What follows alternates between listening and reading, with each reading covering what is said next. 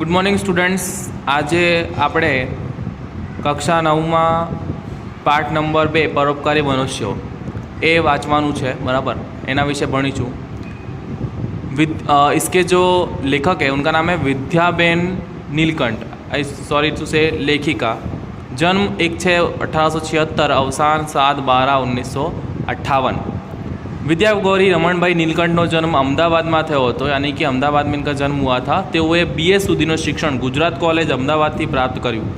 BA तक का जो उनका शिक्षण था वो गुजरात कॉलेज जो अहमदाबाद में, वहाँ से उन्होंने प्राप्त किया था. फोरम, ग्रह दीपिका, नारीकुंज, ज्ञान सुधा तेमना लेख संग्रह है. प्रोफेसर धोड़ो केशव कर्वे चरित्र तेमने लखेलू है. हास्य मंदिर में तेमने हास्य लेखों है. सुधा हासीनी हिंदुस्तान में स्त्रीओनु सामाजिक स्थान ए तेमना अनुवादना पुस्तकों है.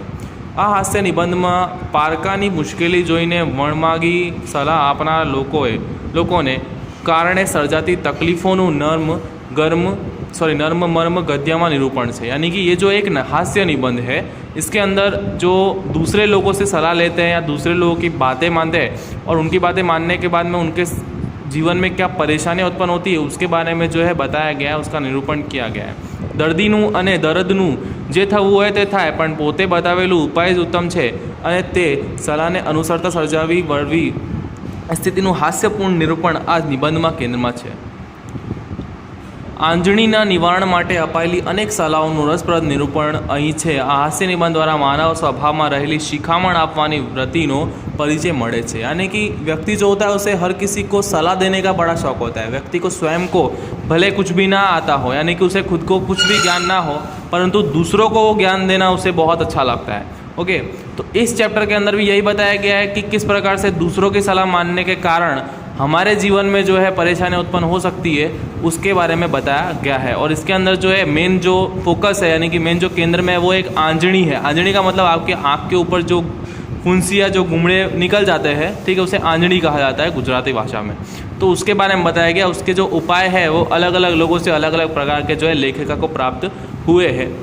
मैंने एक बार आंजणी थी थी, 2-3 दिवस में कहीं इलाज करो नहीं, ठीक है. तो लेखक बोल रहे हैं कि एक बार उनको जो है आँख के ऊपर आंजड़ी यानी कि जो फोड़े फुंसी है वो हो गया था. तो 2-3 दिन उन्होंने कोई इलाज नहीं किया. एम जाण्યું कि मटी जशे, उनको लगा कि मिट जाएगी. एमां शुं भारे दर्द है, परंतु आंजड़ी बहु पीड़ा करवा मांडी एटले अमारा घरना डाक्टर पासे गयो. तो ज़्यादा जब उनको तकलीफ हुई, दर्द बढ़ा, तो वो डॉक्टर के पास में गए. तेमणे कह्युं एना पर कांई लगाड़वानी जरूर नहीं, पाके एटले मारी पासे आवजो, हूँ नस्तरथी फोड़ीश.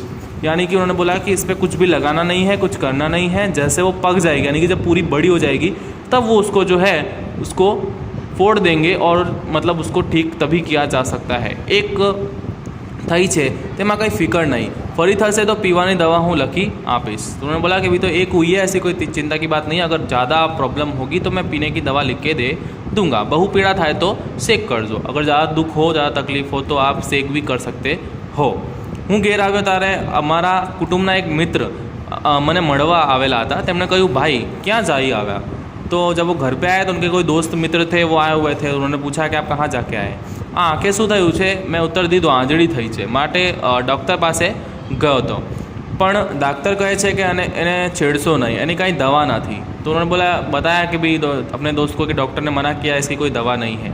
बीजी थशे तो पीवानी दवा आपीश. आटलू सांभळता अमारा ए मित्र क्रोधे भराई गया. हरामखोरो डॉक्टरों ने सरकारना घासड़ा भरीने मफतनो पगार खवड़ावे छे. वड़ी कहे छे कि एनी कांई दवा ज नहीं, त्यारे एना भणतरमां शुं पूड़ो मूकवानो छे. तो उन्होंने बोला कि डॉक्टर तो ऐसे ही बोलते हैं, ऐसा कुछ नहीं है कि दवा नहीं है, दवा तो सब चीज़ की होती है. अने कहे छे कि बीजी थाय त्यारे आवजो, बीजीनी वाट जुओ ने एने भाई साहब ने त्यांथी पीवानी दवा लावो कि एमना गजवा भराय. एमां दवा पीधे शुं थाय. तमे पण भला माणसो, एक कोड़ीनुं खर्च नहीं. तुवेरनी दाळ घसीने चोपड़ी दो एटले नरम पड़ी जशे. तो उन्होंने उनको जो है इलाज बताया कि तुअर की जो दाल होती है उसको घिस के आप लगा लो तो जो है वो ठीक हो जाएगी.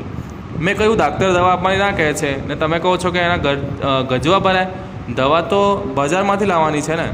तो लेखक ने पूछा कि डॉक्टर के पैसे कहाँ, मतलब डॉक्टर को पैसे तो मैंने दिए नहीं, क्योंकि उन्होंने तो मतलब दवा के लिए मना किया, और दवा लेने जाऊँगा तो पैसे तो मुझे उसको मेडिकल वाले को देने पड़ेंगे, जहाँ से मैं दवा खरीदूँगा उस दुकान वाले को. तो डॉक्टर के पास पैसे कैसे जाएंगे. हमारा मित्र बोलिया तमे छेक भोड़ा छो.